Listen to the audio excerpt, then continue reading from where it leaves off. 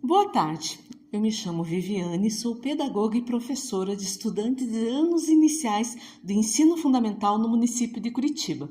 Atualmente eu estou fazendo minha segunda licenciatura em História pela Uninter e uma das disciplinas que estou cursando é História e Historiografia do Brasil República. E hoje estamos aqui para realizar uma atividade dessa disciplina, que é produzir um podcast com o tema Alta Inflação dos anos de 1980 e como essa foi vivenciada na sua localidade. Então, para falar um pouquinho desse tema, convido um amigo Aurélio, primeiro a se apresentar e após vamos conversar um pouquinho sobre esse tema. Olá, boa tarde. Eu sou Aurélio, sou fisioterapeuta, tenho 53 anos e, como você citou, dos anos 80, posso primeiramente contar que eu era uma criança, que eu estava estudando no antigo primário, eu acho que eu estava no terceiro, no quarto ano, isso em 1980. Mesmo assim, algumas situações dessa época marcaram bastante minha história. Então, aproveite esse momento e conte algumas dessas situações que marcaram sua história nos anos de 80. Uma das coisas que eu lembro é uma fala do meu pai que sempre dizia: sejam comportados na rua, se aprontar alguma coisa você pode ser preso pelo exército. Eu achava muito estranho como ser preso pelo exército, não pela polícia. Hoje eu até tenho um entendimento melhor, apesar de estar faz bastante tempo, de 64, a gente ainda estava em uma ditadura militar, né? O medo que meu pai tinha da gente aprontar na rua era esse pavor que os militares provocavam. Onde que o pessoal que não se enquadrava nesse esquema, que não aceitavam a ditadura, passavam por diversos tipos de torturas e até a morte. Tem gente que até hoje não foi encontrada.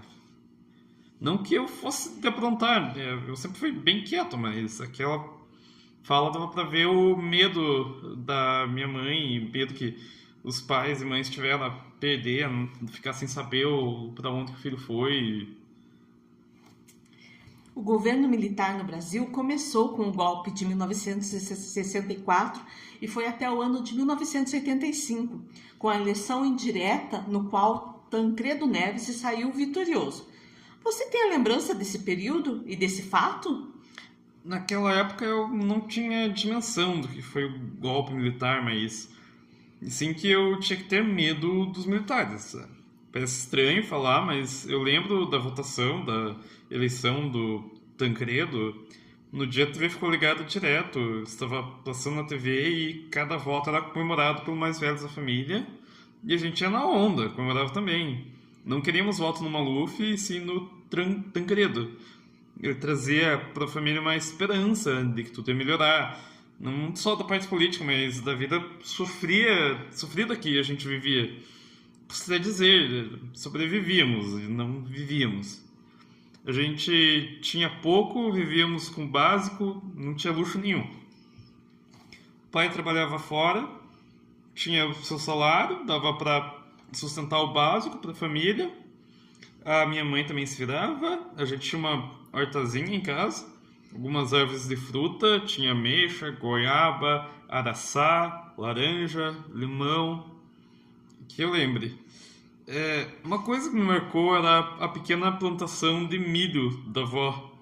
Era poucos pés, mas fazia a festa da criançada. E a mãe plantava mandioca, batata, abóbora, que era bom, mas tinha um negócio chamado cará que eu não sinto saudades. Tinha pouco, mas nunca faltou comida na mesa. Já que citou seu pai, que ele trabalhava, que ele trazia o sustento para a família e também tinha a horta, né, o pomar, e os demais alimentos, como eram adquiridos? Perto de casa tinha alguns armazéns com alguns produtos mais simples, mas perto da escola que eu estudava tinha o mercado Demeterco, que depois virou um Mercadorama. Não era um mercado tão grande como temos alguns hoje em dia, mas era o maior da região. Era lá que a gente fazia compra. Quem ia no mercado era mais o pai. Acho que ele não levava as crianças pra gente não ficar com vontade das coisas que tinha lá. Uma coisa que eu lembro, tanto do pai falando como do vô, que era comum chegarem e ouvirem o barulhinho da máquina, que era o barulho dos funcionários remarcando e subindo cada vez mais o preço das coisas, dos produtos. De manhã era um valor, à tarde era muito mais caro. Não tinha essa de promoção, demorou para escutar e saber o que era essa palavra.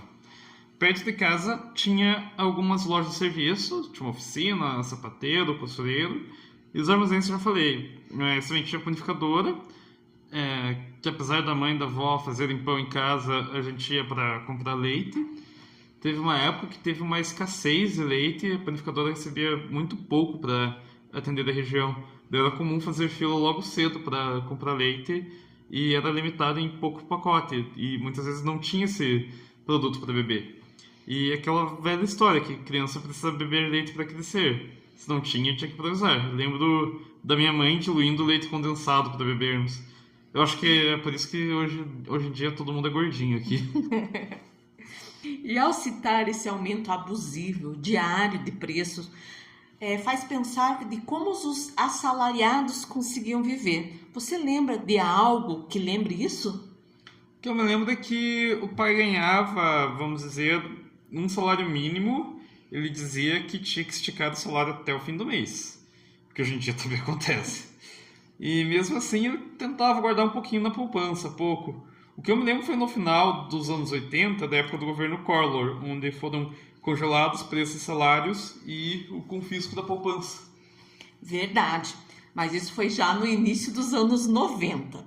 Mas vamos voltar lá dos anos 80. Com o aumento abusivo de preços e a tal da inflação. O que você lembra desse período de inflação? Bom, na época eu nem sabia o que era inflação.